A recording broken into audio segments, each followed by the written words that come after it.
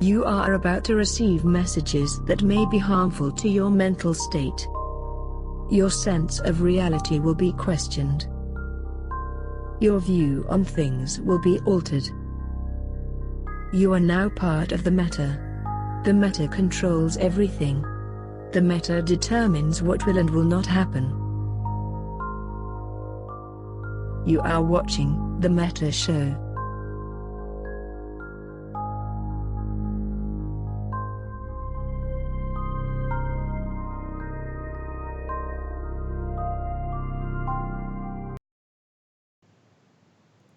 And we're live. Yes. It's happening. Oh my God. Yeah, so we have kind of a busy day, busy show today. Yes, indeed, I am wearing glasses. We're shaking things up a little bit today because one of my eyes is messed. I have had baby's first. I'm going to get asked about this anyway. So I had baby's first sty earlier in the week. It was incredibly unpleasant because now I'm like trying to like run a space empire while also like having one of my eyes swell up. And you guys know me, I'm really, really vain. So like looking in the mirror and seeing like part of my face not looking as pretty and beautiful as I would like it to be. Let's be honest, Matani. You're literally trying to look like the guy in the Eve billboards for like Upwell or whatever. Oh God, yeah, that's right. Buy these hipster glasses. So you're having eye problems, and I cracked one of my teeth like down the middle, and I've had severe pain. And the dentist is like, "Yeah, we'll get you in on Monday." And I'm like, "Oh God!" So I actually had to sleep last night for the first time. It was great. But yes, excellent. We have lots of cool stuff to talk about today. Oh boy. Well, I also want to, Vince, have you ever actually been on the Meta Show before? Maybe one time when I wasn't around. Yeah, one time, yeah. Yeah, I think a long time ago. So, I mean, this is basically the sign, yet another sign of the apocalypse, is that Vince is here. We're all here together in a channel, me and Vince and Billy, which Billy, regular guest on the Meta Show, of course. But one of the things we are going to be talking about a lot today is the aftermath of the Drifter nonsense and the creation of Null First, and how just weird that is. Because, I mean, let's be honest, it's just really fucking weird. It's really interesting because so many people, like we're going to talk about this obviously in the top story, but the running like narrative is this, that the only people upset by this is goons, and it's definitely goons. It's no one else. No one else cares. Only goons are upset. But then you look at like all of these nullsec groups coming together going, yeah, this is dumb. Like, well, you need to distinguish, of course, because there's the drifter thing, and I actually haven't even looked at the show notes for today. I assume we're basically just going to be talking about like drifters and no local and all of that. So we have a lot of subscribers here. I want to go back and give some shout outs. We're going to be a little bit. If those of you saw the fireside beforehand, we're going to be a little bit swamped today. There is just a ton of news to go over, so I'm going to try to be cool here. Jackie Eve, 31 months. R Devs, 33 months. What up, dude? Parrot. The Mop. We have Beansley and Dale Chanter 2, whose ankle is still hurt, and also included that in a comment. I made that joke before I saw that you had to talk about your fucking ankle. Yeah, he still did. Various. Penguin Bacon. Frugal, which is backwards, and Sam Browning, Zalman. Jesus Christ, there's a lot.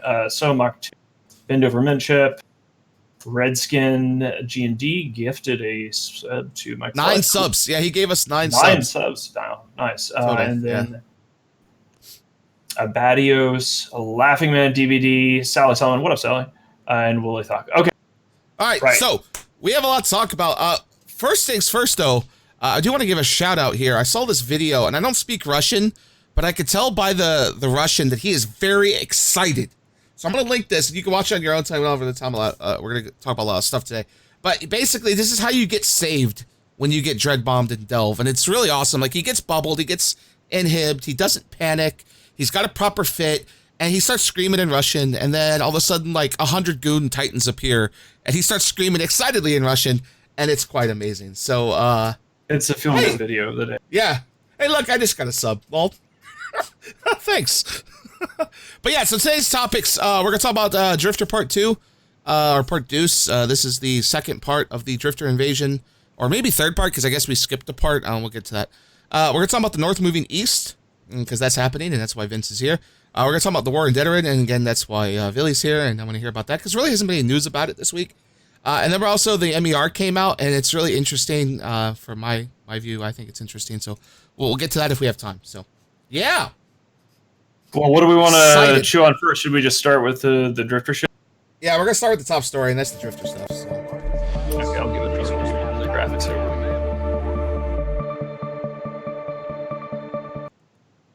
Okay, so let's try to get some facts on the ground first. Sure. Now, for those of you who are living in nullsec, this is probably old hat, but one of the things that the Drifter event has exposed from all of us sort of like seeing the reactions on Reddit and I guess on the official forums is that a lot of times people outside of nullsec just genuinely have no idea what's happening there. So we've seen for several days during the Drifter event when there were no Drifter attacks, a whole bunch of people saying nullsec is all burning and oh my god. So basically the timeline, last Wednesday Drifter started attacking all of everybody. Actually, it wasn't everybody shit, it was systems that were the same systems every day for that entire first week, and then they did not attack on Monday or Tuesday of this week. They turned them off in response to criticism because they got kind of raked over the coals in the media. I'm guessing here. On Wednesday, they refactored the Drifters and sent them back out into the field. This time they were going into people's anomalies, and you saw a lot more like subcapital carnage across the galaxy. They're in groups of 3, and they did essentially shield reinforcement attempts on almost every system across nullsec, it seems, because they did actually go between systems there. However, either because the July 4th holiday was coming, or maybe it was totally planned at the Bob barbecue, or whatever you want to say, they stopped the attacks so they started on Wednesday, which was the normal cycle with all this stuff, and then they turned them off at around noon on Thursday. So they haven't been back since. Like there haven't been any serious reinforcement work since. So like the Drifter event thus far in nullsec has stopped, which means that any structures that were sieged by the Drifters in the first wave on Wednesday into Thursday are going to be done with their shield reinforcement cycle. Yeah, so that's where we stand, is that the Drifter event happened. Nullsec said, Jesus Christ, what the fuck is this nonsense? This is terrible. The Drifter event got turned off for a couple days, got turned back on in a different way, and then got turned off again, I guess, and that's where we stand. So yeah, actually, let me turn things over to Vince, because it's just so weird to say, let me turn things over to Vince, and it's still, there's a degree of novelty to maybe you could tell us about like what was it like over on your side of the aisle, because we were, of course, moving a lot of our forces to Delve. You were moving your forces out to Malpay. What was it like on your side of the aisle to deal with all this crap? Yeah, so I don't think, at least initially, we didn't get hit too hard by it. But I think obviously, that those plex we bought from CCP really helped us out to send the Drifters to your Space Fest. So I think they hit you first, and possibly Frat, and then they moved over to us probably towards the back end of last week. And it wasn't really quite a lot to start with. It was only like 4 systems. The same Satio kept getting reinforced, same Fortizar and same Astra House. It was literally 3 Citadels over and over again. And then last week, when you just mentioned there, I think it was Sunday, Monday, Tuesday, I think they hit like 96 systems in total, and I think they ended up reinforcing like 30 structures owned by either bot or NC or WRMT. So it was split between Vale, Malpays, and the Spire, I think, off the top of my head. But yeah, for the most part, we only experienced it on the smaller scale. It wasn't when you were running around with 100-man NPC fleets doomsdaying people. It was just when it was the 2 cruisers in the battleship for us, so it wasn't too bad at all. Yeah. Villy, what was it like? And to be clear for people, like, we don't think that CCP was like targeting Delve or anything. It looked like the initial system that they were using was like almost picking the regions at random and then almost like doing a die roll to see what systems got hit, because there were like 20 systems in Delve and Aquarius that were getting hit every single day for the first few days of the event last week to distinguish these things. But they never changed systems, and it was always the same systems. And those systems that they picked were not really like strategically relevant. Like it wasn't like they hit 1DQ1 or any other sort of center of like capital yards or anything. So it did seem to be a purely random kind of thing. Let me ask Villy then also. So how are things? And then I can tell the story of like what happened with the Imperium. But Villy, how did you guys experience this from a legacy perspective, especially considering that you guys were in the middle of an active war when all this shit kicked off? So, like, I think it was noon on the Wednesday. We started getting drifters hitting a couple structures in one of our systems right next door to our primary esoteria staging. And our original thought, like as we saw the structure timers getting hit, I literally was like, oh fuck, fraternity's figured out some way to like have a spy lure drifters to our structures, and there's some spy rolling around AWACSing all our structures with drifters, and I was like, oh god, this is gonna be a pain in the ass to deal with. And then like more structures got hit, and more structures got hit, and more structures get hit, and we're like, what the fuck?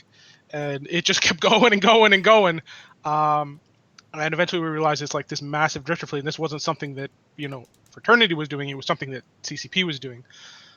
We eventually kind of figured out, between coordinating with yourselves and others, that basically it was 3 to 4 systems per region were being hit, and we experienced that in both Esoteria and Demencia, and as well as we saw that happening in Detroit along the warfront.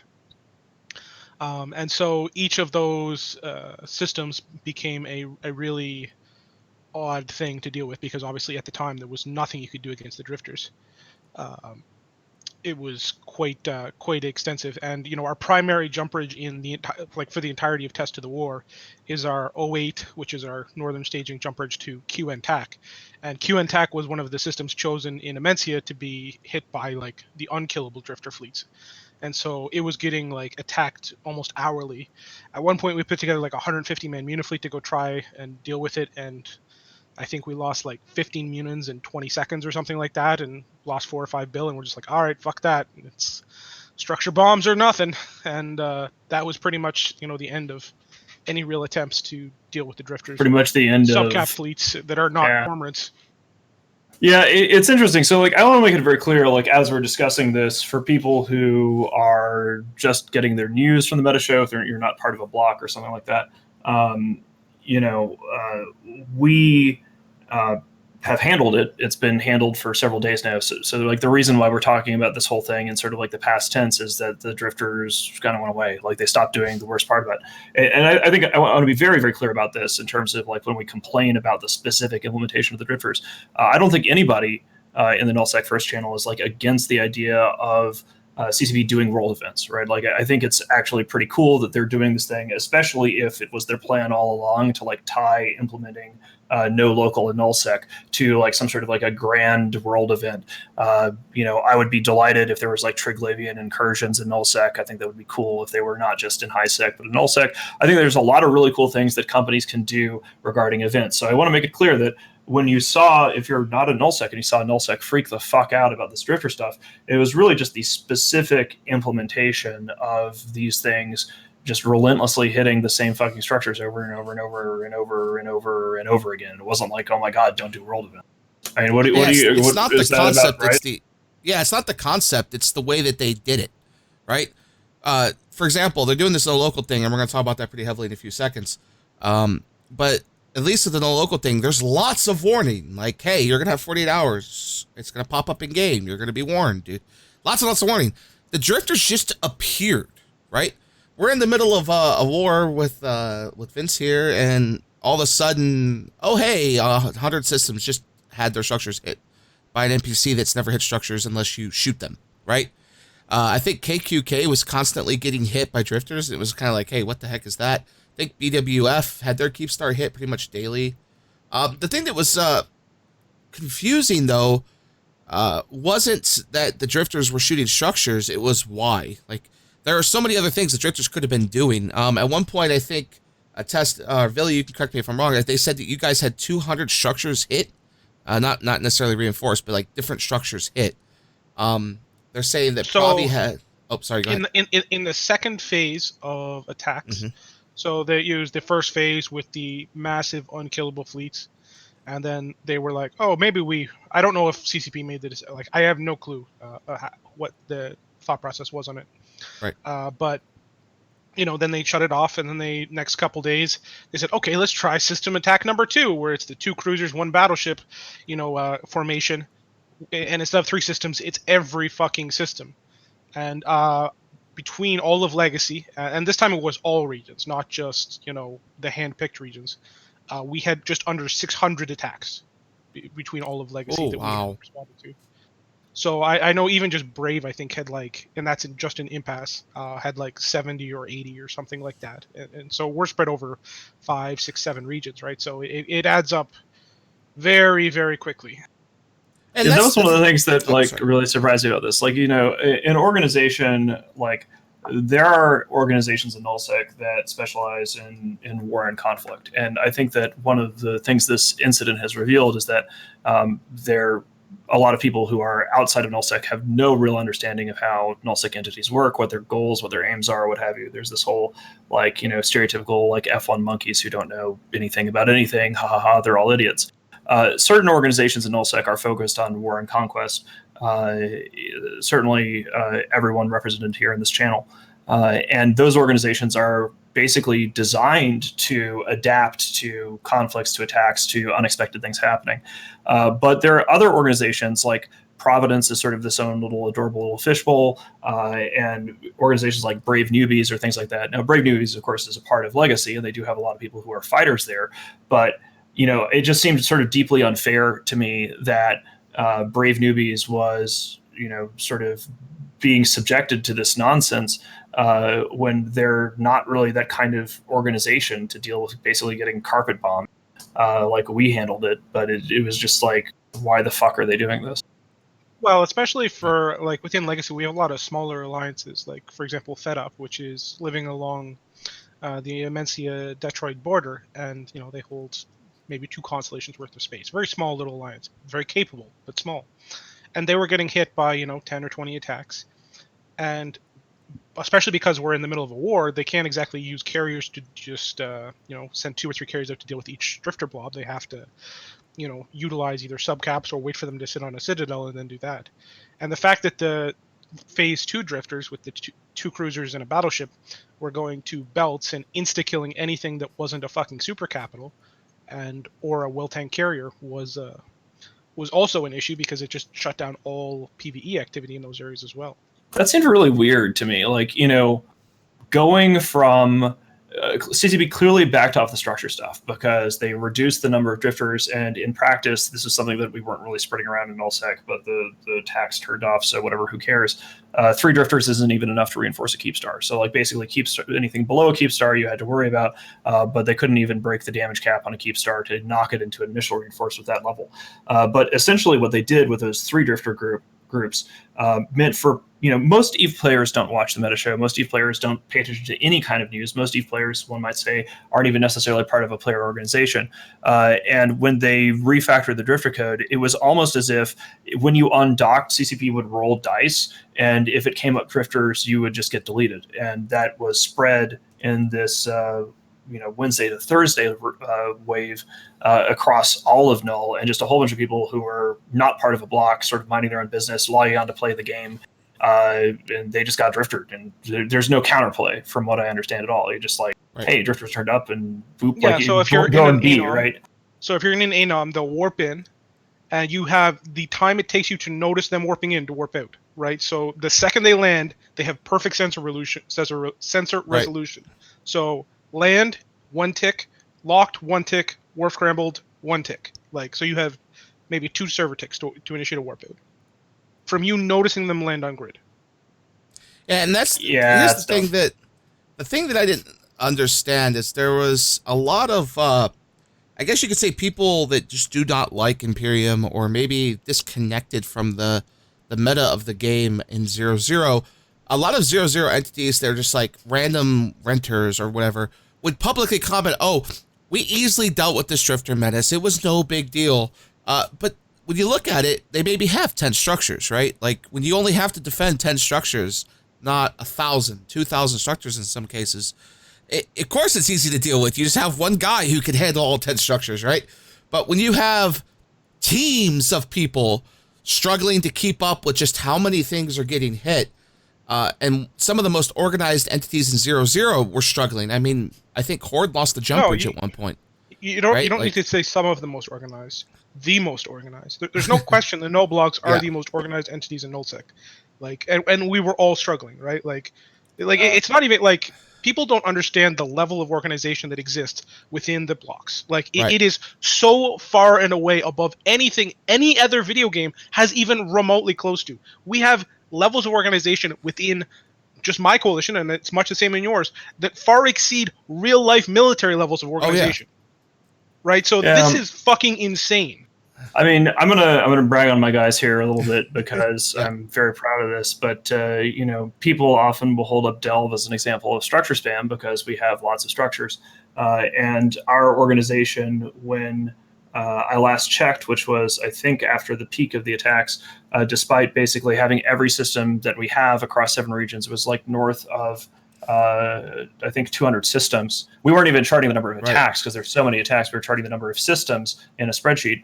It was so ridiculous. And we ended up with only about, our gunners did so well for thousands of structures that I think it was only about 44 timers across the entirety of our territory were created that we were able to track. So, that's a sort of a testament to the what is now like this defense field across Delve. Like we really did get like a silver lining out of this thing. Like the idea that Fortress Delve was a fortress before was basically just like that was fanfic, right? Like we imagined this Fortress Delve or what have you, but we hadn't really gone through the work of like standardizing the citadels, getting a massive gunner list, getting a system and teams together to like do all this shit. And so, as much as the event itself I thought was handled poorly, my God, if it had interrupted our war, I mean, it kind of did, but we were, like I said, probably going to go home unless I'd been able to convince people to charge off after.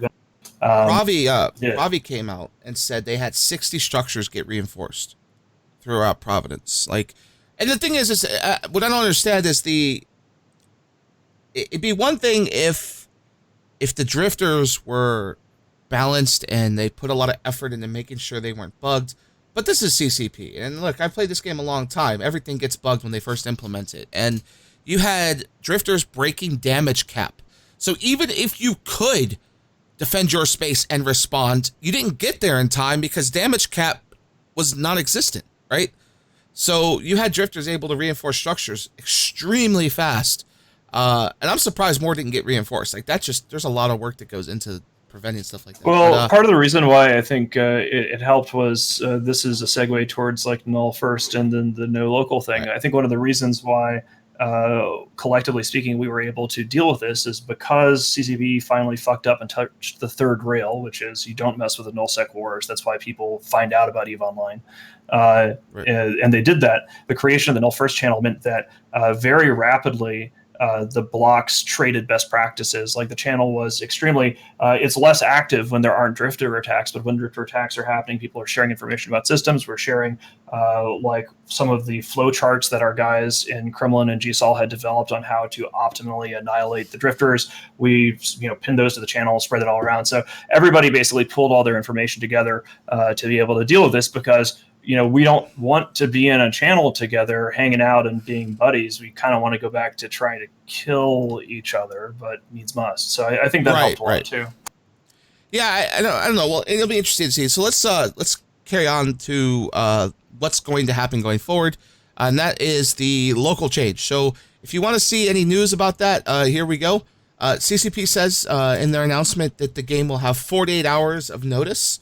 I don't know if that's going to be as you log in or a pop-up or notice in like in-game. 48 hours, once that time passes, local go dark. And this is their first planned going dark.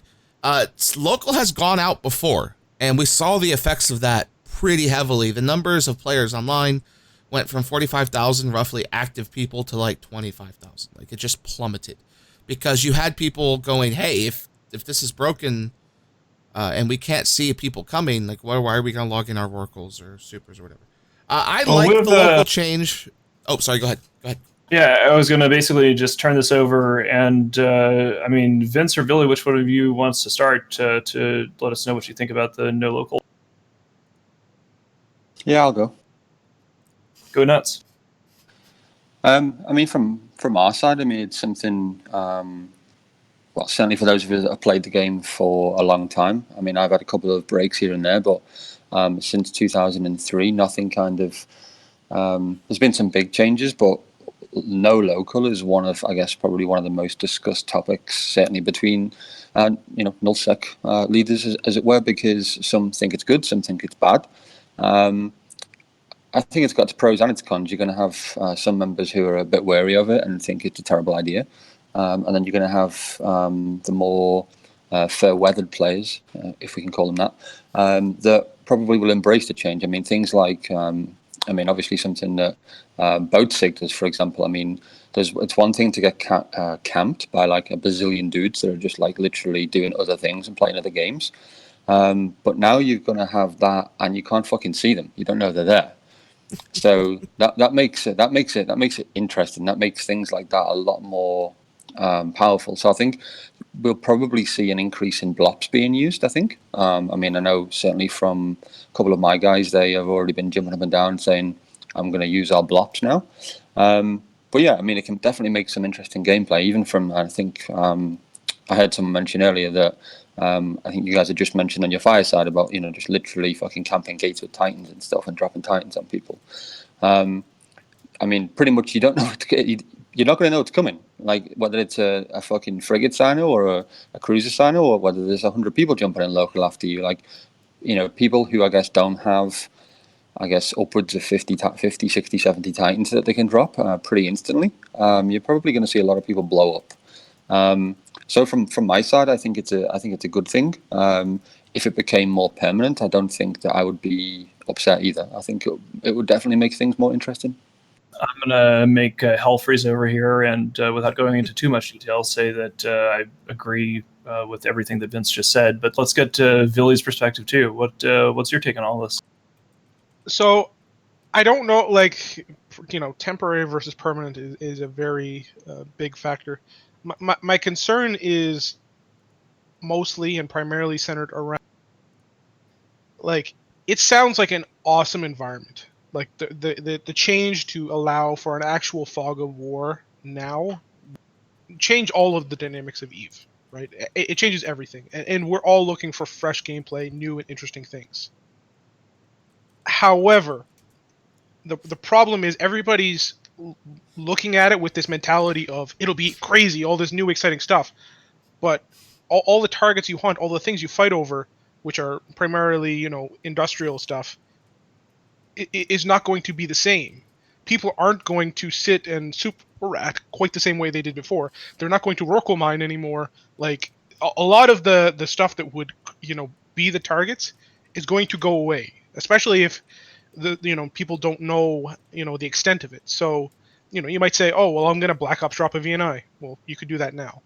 So what are you going to drop on that you think is going to be around 2 or 3 days into this that's still going to be there? In Delve, certainly you're going to be able to utilize Rorquals under a massive umbrella, and I assume in SO and some of the other key areas that'll be fine. But aside from the massive umbrella areas, who are the targets we're going to be chasing after? Because in my evaluation, most of them are going to be like, yeah, fuck that. Right. Yeah, I'm kind of curious about that too. Like, one of the things about no local, just in general, to give a historical background, and if you guys watch the Fireside, some of you, this might be a bit of a repeat, but this is an issue that has been debated in this game ever since Wormhole Space was introduced, right? And people saw what no local gameplay was like. CSM 6, which was my CSM and the first null takeover the CSM, we were all in favor of certain things that you saw like in the null deal in 2014, where we sort of all signed on together and said we all want NPC space in every null region. Let's have occupancy matter to regions, and we didn't have anything about no local there, but back on CSM 6 we were talking about how we wanted to have sensor net kind of gameplay where you would get rid of local, but it could be upgraded and have different intel functions based upon, at the time, iHubs. We didn't have citadels. So I'm excited about this because it's the first adult corporate communication CCP has had in a while. Like the Brisk thing was a big disaster. The skill point sales thing, big disaster. The Drifter nonsense touching the citadels, in particular, that implementation didn't work out very well. But when CCP comes and they post an announcement and they say that this is going to happen and they say that they might turn it off, they're not sure, and they're giving people notice of it, I think that it shows real boldness on the part of a company in a good way. It might not work out. Essentially at this point, we've all argued about local good, local bad for years now. I mean, when did it was Apocrypha, right? It was 2008, 2009 when JSpace happened. So in order to find out whether it's actually good or not, at some point we've kind of just got to flick the switch and see what the hell happens, right? The arguments at this point almost don't matter because it's all been hashed out so much. I think it's good for CCP to shake things up because we don't want the game to stagnate, and I think that perfect information is the enemy of a good war game. I think that one of the worst things that ever happened to this game, which people who've watched the show have seen me rant about repeatedly over the years, one of the worst things that has ever happened to this game was the introduction of perfect information in the FozzieSov timers. I should not know if there is a SOV contest happening in Amist unless one of our scouts goes out there and gets eyeballs on a station or a target that is reinforced, right? I should not know that people are hacking stuff in Tenal unless our scouts have gone out there. So one of the things I do like about No Local is it is sort of going back to an earlier era of EVE where there's more of an espionage metagame, which is my first love in this game is espionage, and imperfect information. And Boat, I know you're gonna sorry, Boat, Billy, take it away. Either you. Okay, so, I'll go first for a second. Go ahead. Just because you brought it up, Matani, I massively agree that timerboard.net is arguably one of the worst components of FozzieSov there is, and the fact that you can access the exact status of any SOV timer in the game from just clicking a couple buttons in any system in EVE, to me is a massive issue. So the fact that right now, if somebody intoses our space, I don't even have to do anything. I literally just open up timerboard.net and I wait for the timer to start ticking. And if it goes down, I'm like, oh, somebody's doing some Atosa stuff. Don't have to have people, don't have to have spies, don't have to have anything. Just load up a web page and it'll tell me what the status of that. That's fucking sad, right? And that's, to be honest, that is actually what I do for the vast majority of Atosa's timers. Unless I know the enemy's planning to contest in a meaningful way, in which case I probably don't have that much time to set up, an counter Atosis. I literally just watch timer board, and then if the timer starts going, I'm like, send somebody over there, guys. If it wasn't for fucking Sinojammers and their new implementation, we would not prioritize dealing with iHubs at all, right? For most of the major nullsec wars we've seen in the last couple of years, well, actually, I can't speak towards the legacy FRT one, but at least on the Imperium side, we have done a lot of Aegis Sov crap because we sort of have to. But it seems like everybody prefers to keep the fights over real conflict drivers like Citadels, so spaceships blow up, as opposed to fucking what we used to call space whack-a-mole before the drifters. Oh boy, this is gonna be fun. So, I'll start off by saying this: we're gonna do a giveaway here. Details in chat. I bought a bundle of ship skins for the Triglavian ships because I like Triglavian ships. So I went and bought a bundle. Which bundle? It is the Blackfire bundle. So we got Vedmak, Leshak, and Dremovic all going to one lucky person. All you have to do is type !ticket to get in. The way the tickets work is you have to watch the show for at least 10 minutes to get one ticket, and there's up to 10 tickets total. I believe that's how I set it up this time. So we'll do that at the end of the show. So, but here we go. No Local. No Local has been a dream of mine for 12 years. But you can't do No Local as the way that CCP is about to do it. You have to do what's called a delayed local. Whereas, someone jumps in, 30 seconds later they appear. The reason you can't do No Local is like Vince pointed out. If I've got 200 NGSA guys sitting across 100 systems, that's 200 Sinos that you're never going to know are there, let alone online, right? With No Local, you are not going to see those 200 people sitting there cloaked, let alone you wouldn't know they were there, if they're cloaked already, but you would know they're in local, right? You at least have some preparation. I love it when you talk dirty to me. At least you have some preparation, but now you're going to have 200 sets of eyes that you'll just have literally no preparation for. At least with delayed local, 30 seconds I think is enough. I like the solo PvP, so 30 seconds will give me enough time to get on top of a bot in VNI. Usually I'm landing on top of a VNI as he's warping out, right? So that 30 seconds is enough time for me. No local period is busted. Okay. Yeah, we were talking. I had a fleet commander meeting right before this, and we were talking about some of the tricks we could utilize mechanic-wise. It's quite possible you could move an entire capital and supercat fleet, and as long as you kill the Sino in a large system, your enemy can't track you unless they have spies or a locator agent, right? Like I could jump to a system in range, and if my enemy doesn't know where I jumped, and I kill the Sino within 30 seconds, teleporting and warp away and cloak, I could literally have an entire supercat fleet just sitting in space, and the enemy doesn't know where. You know, that's kind of like some like badass Great War shit. Because, you know, back in the day when it was like harder to probe people and like the galaxy was just a more wild and violent place, like we would have basically in teams and channels of people with locator agents constantly spamming locators to try to basically put a pin on the map of where these super capital fleets were, or where the capital fleets were, like find their FCs, which characters are regular showing up, and sort of like tracking that way. And that's you don't really see that much anymore. I've got an analogy for you. Okay, if you ever watched a movie, and I know it's not the best rendition of a movie, but they show a good bit of intel about this. Well, what's minor interruption here? Bear with us. We are going to be going into I'll give you a World War II analogy. Here we go. World War II analogy. During the movie Pearl Harbor, you'll see that they're like trying to find the Japanese fleet, and they just can't because there's 5,000 square miles of ocean that they're trying to find something that takes up less than a mile, right? So all the eyes that they have in the Pacific, they could not find the Japanese fleet, right? It was just invisible. And what Billy points out is something that is going to hurt the little guy. Groups like Providence, groups like I'd say Darkness at this point, because Darkness is pretty small at this point. The small guys who aren't going to have the big intel, who aren't going to know that goons are forming a 100-man super fleet. We could literally move 2,000 people from Delve to the doorstep of Declan in 20 minutes. And if you don't have intel, you're not going to see it coming because you're not going to be watching for it, right? So no local is horrifying for that. Here's why people like no local. Hold on, this gets better. Well, no, I'm going to give you a compliment for a second, Boat. I'm going to say your analogy was actually okay. It was moderately decent.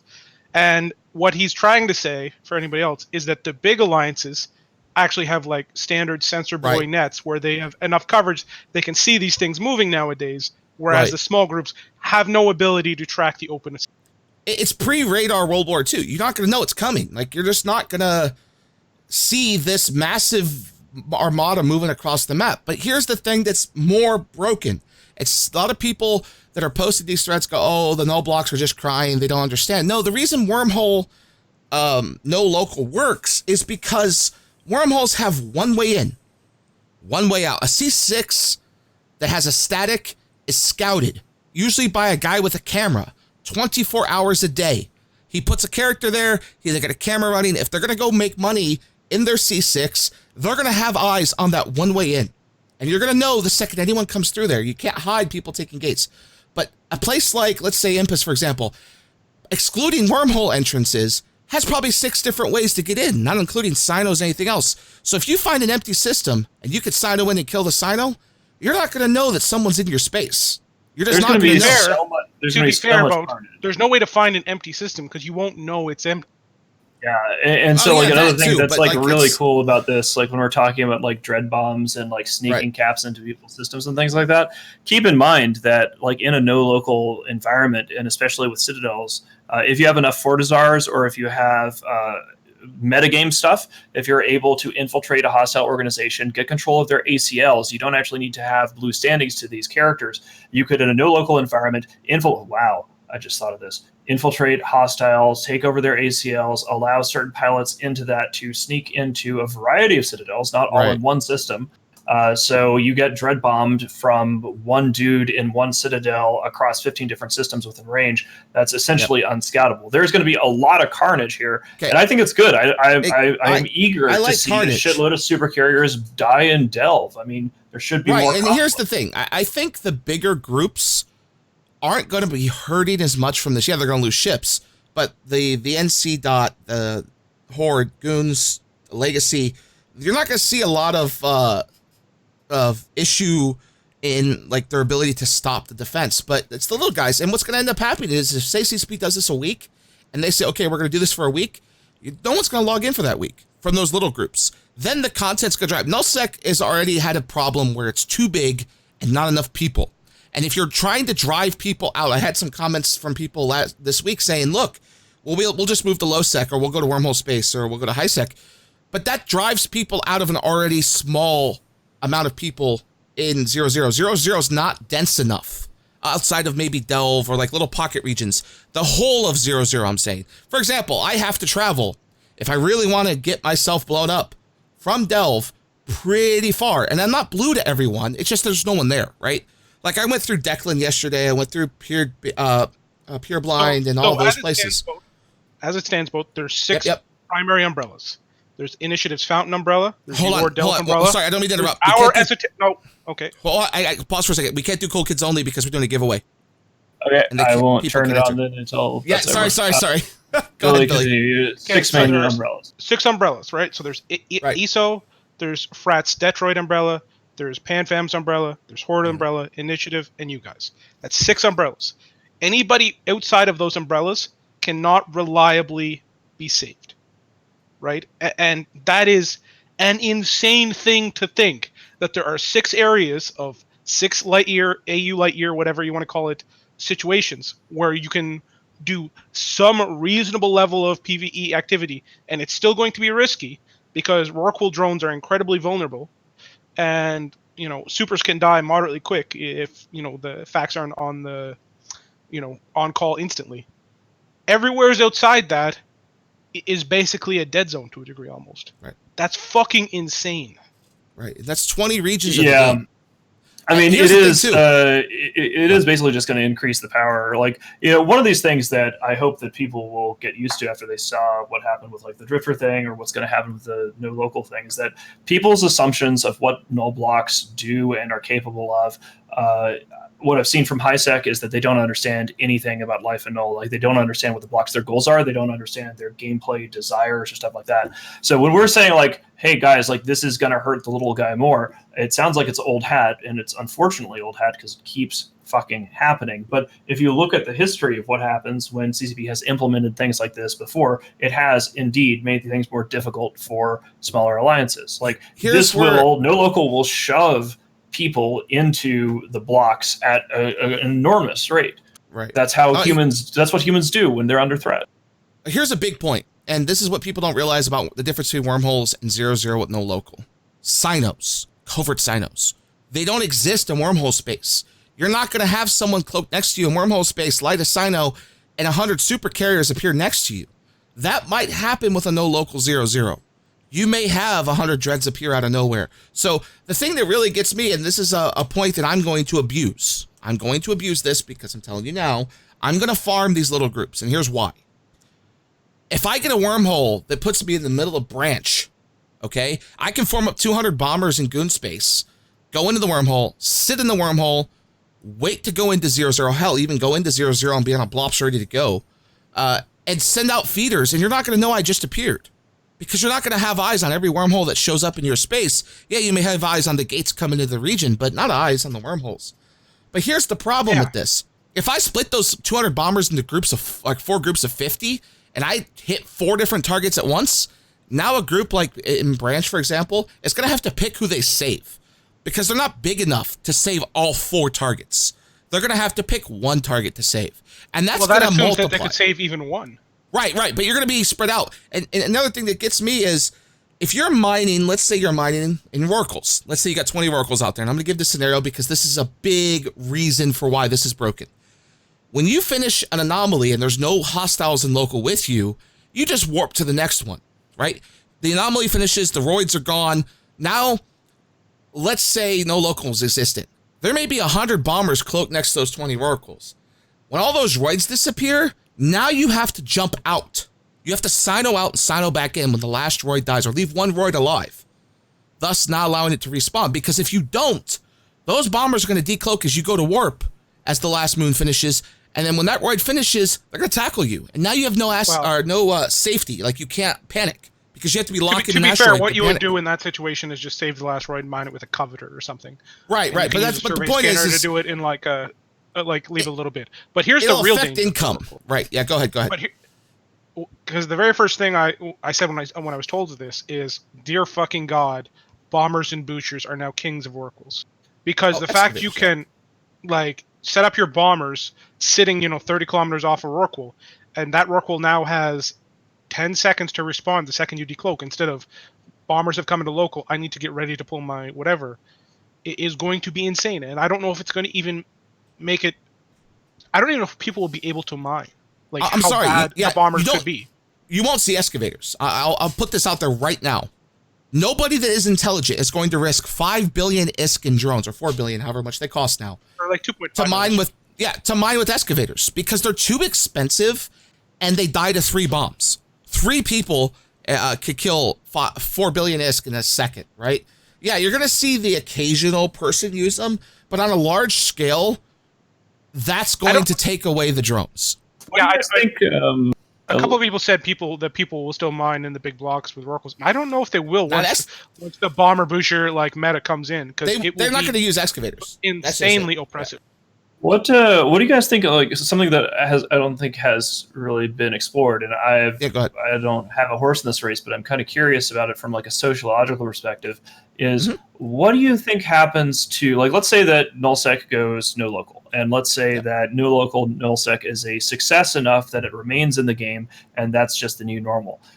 What does that do to wormhole space? Is there still like a unique enough value proposition that players will seek to be in wormhole space? Will you see more wormhole players and more low-sec players come to null? Like, what do you think this does to the other regions of the game if it's implemented? You're going to see more wormhole-style players come back to the game. And here's why.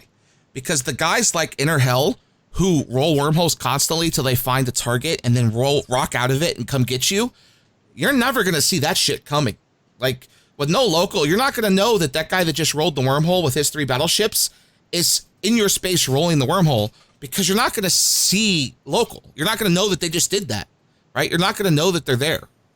It's going to be, it's going to be crazy, right? And another thing too, Apple Pear just PM me this. Hold on, you say social aspect, and Apple Pear PM this, and this is a big deal. The social aspect of local is that if I'm traveling around local and, like, say Apple Pear, other famous people, it promotes saying hello, right? You pass local, oh my God, I just saw Boat. Hi, Boat. No local? You ain't gonna know I just traveled through your space. Like, the social aspect of the game will go away, because local is a big social aspect. People will feel more lonely if they're not part of a large enough corporation or alliance. So I'm curious, right? I mean, Vince, what do you think about all this? Do you think it's going to be changing up the balance between the various sectors of the game? What's your take? Again, I've got mixed views, because we do have people certainly within my alliance that still kind of do the wormhole thing and then do the nullsec thing when kind of there's fleets going out and stuff. But yeah, I kind of agree with what Bo just said there.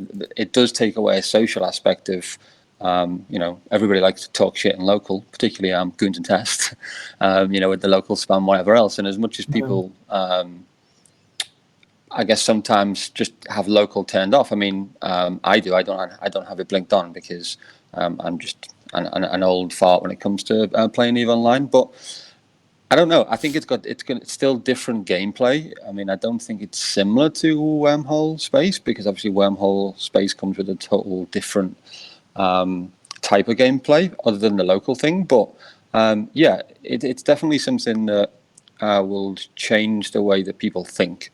When people at the moment, in certain places, you decide, right, we're going to take a fleet out, or we're going to undock, or there's people in your space. I mean, we all have intel channels of some sort in game. I mean, those are pretty much going to become largely redundant, because, I mean, what are you going to report? Unless they're literally on your grid, by then it's probably too late because you're dead. So yeah, it affects the game in more ways than just having people say hi in local. On the wider scale, from a social point of view, all of these channels that everybody has. I mean, we have 2 right now, or even possibly 3. which are literally probably more active than many alliance chats. But those are going to become very dormant, I think, over the next however long this thing goes on for.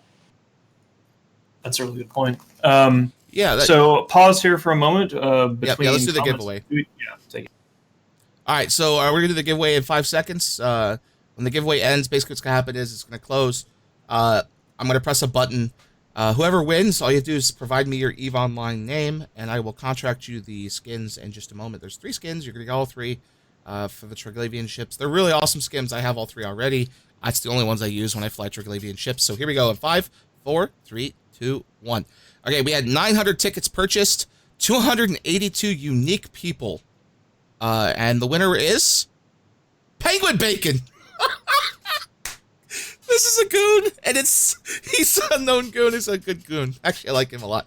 So this is so fucking rigged because it's been someone I know when I've done the button like 4 times now. This is hilarious. Wow.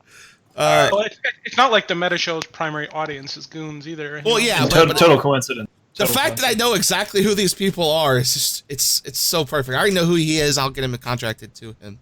All right, so there's one other thing I want to bring up here as we get towards the end of the show, which is we haven't talked about like HiSec or the embargo discussion or how any of that is going down. I saw a couple questions earlier, so just an update on that. Just because the Drifter attacks have stopped on nullsec assets, we are going to continue to explore ways to localize our economies. Speaking for just the Imperium here, maybe other entities have changed their minds or what have you, but we're going to still try to localize our economy, do some bilateral trade deals to see if it's possible to essentially take the Imperium, working with other null blocks and sort of sever it from huge chunks of the HiSec economy while disrupting the market. And, you might see it burn JITA in a couple weeks, depending upon probably more than a couple weeks, but that's in the cards, hitting some production centers. It's a novel challenge. We've never really done it before. It might not work out very well. We can't make any guarantees that, oh my God, it's going to be a smashing success, because HiSec is a scary place and the rules are really different there. But all of that is still on the table. Just because CCP pulled the Drifters back doesn't mean that HiSec doesn't get hit. Okay, I want to take a moment and point out a Tiamat, which is a very, very expensive and rare tournament ship. That's the Triglavian tournament ship. Force Recon has died. One just died in one of the weirdest fits I've ever seen. So 240 billion-esque goodbye. Died to 3 Cinnables and a stiletto to say that like the new bros can't do anything. Jesus. Oh, and rats, because he may have been ratty. There's rats on the kill mill. So, okay. So, here's the thing. That gets me concerned is this stems back to Hilmar's comments at a thing where he's like, look, I'd rather break the game pretty horribly and then scale back rather than leave it the way it is. And that's fine. But I think there are ways you could have changed local and changed some of the Drifter stuff that wouldn't have had people stopping everything they're doing to deal with it, right? You had entire conflicts, and I hate this word, content drivers in the game come to a screeching halt. Everyone's going, fuck it, we're moving to a consolidated place, we're bringing all our stuff home. I believe our next topic of discussion is actually a perfect time to bring this up. We have Vince Drake in here. I believe that you guys are all moving to the drones. That is, from what I have here, and correct me if I'm wrong, when I say you guys, we have NC Dot, PL, Horde, Slice, Try, and then, of course, the Renters, all moving into the drones. Is that correct? Yeah, so, Malpays has been owned by us for quite a long time now. There's quite a lot of, I guess, history in the drones for us as an alliance overall. Obviously, there was the Halloween War, and then we've retained Malpays ever since then, pretty much. And then obviously, with you guys coming over and turning over Tribute and Tenal, and obviously the fallout that we had, initially between Pandemic Horde and GOTG, and then obviously with us as well with GOTG, it just doesn't make sense to stay there anymore. So kind of you guys accelerated something that has been discussed internally for quite some time, but you kind of just nowadays don't just decide, okay, let's just take everything down and move. So obviously, once you guys announced you were going to come and class a couple of regions, it was like, okay, well, there's two things here. One, let's see how many Titans you guys moved, and it was like a fucking 1,000 of them. And then the second one was, okay, well, we have two choices. We can throw more shit into the fire, or we can sit back and remain calm, don't do anything drastic. We have a plan in mind that doesn't involve trying to save these structures, and let's see what happens. And that's kind of how we came to it. And then obviously over time, we have approached people who have said, well, let's do something together. Let's maybe take some of this space. Let's take space here and there. So yeah, it's more of a timing thing, I guess, than anything overall. I mean, it's pretty much good to go. There's hundreds and hundreds of structures there, as I'm sure you know better than anybody, Bo, because your squad spent plenty of time there. So yeah, for I guess what we've lost in tribute, it's kind of an easy-ish sideways step across into Malpais. It's also a pretty decent region. It's one of the other good regions in the game. So tribute is not really very good, other than the I guess the couple of the moons there are all right. But just in terms of its, from a geography point of view, I guess it's pretty good in terms of how close it is to Jita. But it's also got a lot of bad points too, in terms of, I mean, you guys pretty much just staged an invasion from Pureblind, and I think it's like 70% of the region can be hit from Pureblind alone. It's nuts, and it's very easy to hit tribute. It's a very insecure region. It's a very small region. Like that proximity to Jita makes sort of a double-edged sword. Yeah. So a question I have, Vince, for you, and this is coming from someone that wanted to know. Was your decision to move to the drones, I guess a coalition, because of the fact that it's not near any NPC nullsec? Like, there really is nowhere in the drones that anyone could just live out of and harass the drones. Yeah, so I mean, a large proportion of our strength, even if you just look at our group as My Alliance on its own, in that region, it's you kind of, you can't really do what I guess the strategy that you guys took, whereby you hit tribute from a neighboring region, which is relatively easy to do because over time you can, well, what you guys are good at is sending out squads to try and chop people down from the knee downwards, so then they're nice and ripe for when you bring the big boys. Whereas you can't really do that in Malpais. You've got to, the ranges are much larger in terms of light years. The region as a whole has many ways to move. Some of the systems in there have incredible range in terms of where you can project from. So yeah, more from a point of view that it's harder for people to just come and stage their alliance or stage their sig without having to do quite a lot of groundwork to start with. So yeah, it's definitely a geography thing. Plus, it's kind of a ready region for the most part in terms of the Arthanors and stuff. They're already ready to go. So from that side of things, it just makes sense, but with a couple of cons as well.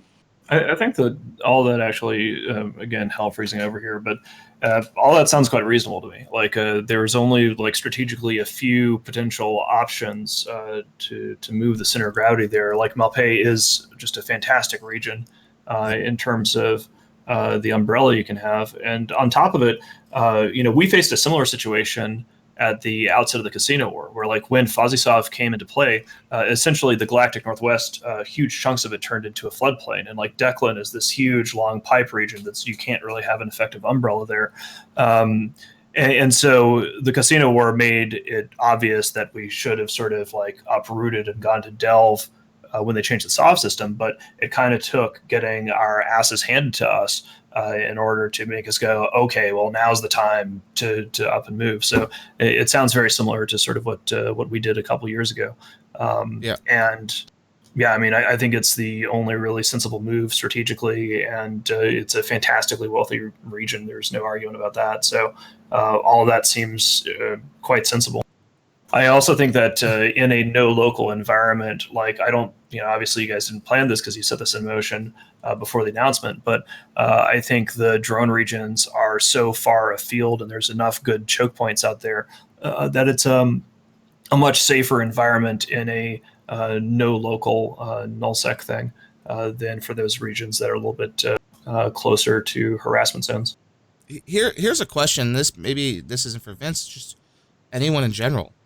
With you guys leaving Tribute, Veil, and now Horde leaving Geminate. Horde says they're going to put renters in Geminate, but I don't know who in the right mind would rent Geminate, considering how hard of a time Horde had alone. It's just so easy to harass. Who lives there? Who takes that void? Because Tribute is such a hard place to live in if you don't have a way to protect your own guys, or you're massive enough to create an umbrella, because Tribute can be hit from anything. So who fills this void? And anyone can answer this, I guess. I think we talked about this in the Nullsec channel. I mean, it makes we can say it makes interesting, doesn't it? What? Go ahead. It gives I guess a group that isn't one of the current self-holding groups a place to grow. I mean, I've seen a number of nullsec people have said, I've looked I want to create my own alliance, or people who perhaps have previously wanted to sit in lowsec, because there's not many places up for grabs per se. I don't think, if you look around, it's owned by someone in some way, shape, or form. Whereas pretty much, it's kind of like, well, here's two regions. Someone go and set up shop there and see who it is. Yeah, I mean, it's an interesting situation because this power vacuum that's been created by NC moving their center of gravity to Malpay instead of Tribute means that there are now essentially 1.5 regions. I mean, Tribute's a very small region in terms of number of systems, but like half of Veil of the Silent is sort of up for grabs as well, and Veil is just fucking huge. Sort wouldn't want to, I'm not putting words in his mouth here, or I'm not leaking anything, this is just my suppositions. Sort would be a fool to overextend to try to consume those regions. If Horde is moving into Kalevala Expanse and Jonate is getting rented out, like this is just this region and a half that's kind of there, and none of the autocrats or the adults in the room, or whatever euphemism you want to call for the jerks in charge, none of us want it. So it's kind of like we'll just leave it open and see what happens there, and whatever. Wow, we've got a lot of time here. I do have another topic here I want to bring up, because again, the news. So I don't know about. We've got a lot of time here. We're like 7 minutes. Well, we got a few minutes. We got a few minutes. Well, we went over because remember we started a little late too. So got a few seconds here. Billy, I want to know, because we haven't heard anything in the news. Our Eve tends to be the news source for Eve news. In the last 2 weeks, it's been dominated by Drifter stuff. What? So it's been, well, when I start there, it's like the dominant source for boat news. Well, yeah, no, that's where I start, right, with Eve News, and then I work out from there, right? Like, that's the starting point. But there's nothing really been talked about your war with FRT. With the Drifter stuff going on, is that slowed down? Is it ramped up? I saw the Fraternity Keepstar got reinforced. They're staging Keepstar at one point. What's going on with this? Okay, so our war with Fraternity has continued. When the Drifters came, they did reinforce one of Fraternity's Keepstars. It was not their staging Keepstar, it was one of their high-weight Fordos Keepstars. Since then, when the Drifter attacks were at kind of their worst, I was in discussions with Norris, the leader of Fraternity, to do a nip or a pause or something on our war to kind of take a few seconds off to figure out what we were going to do with this Drifters. But for the most part, the Drifter attacks have ended, so obviously I was not in a position to, or was not required to, do anything more in that regard.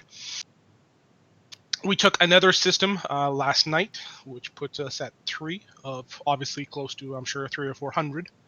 But instead of, our previous strategy of kind of, as I think we described it, bashing our head against the wall, we are chipping away at it, one brick at a time.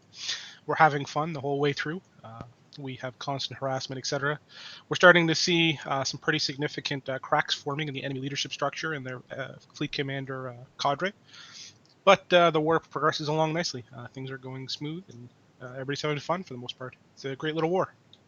I mean, it's a good thing that the drifter stuff got scaled back and turned off as rapidly as it did, because since you guys didn't have to like redeploy like we did, it was much more of a, I think it's easier for you guys to sort of keep your war going or turn it back on or what have you. Okay, that's cool. Yeah. I got basically nothing else, and also I've got to scamper off soon, so I don't think that we can go too late of course, today. There is a lot going on. Yeah, I don't have anything else either. I just wanted to hear about the war in the South, I guess. So. All right, well, I want to thank everybody here for coming. I know it's been a pretty crazy news week in EVE Online. I want to thank Vince Draken, who I am now sharing a trench with, along with Billy, for coming on board, and we're all in this together now, which is really fucked up, but we live in hell. So thanks for coming, guys. Yes, and, thanks, everyone. We'll see you all next week. Yep, see you next week. Bye. You are about to receive messages that may be harmful to your mental state. Your sense of reality will be questioned. Your view on things will be altered. You are now part of the meta. The meta controls everything. The meta determines what will and will not happen. You are watching The Meta Show.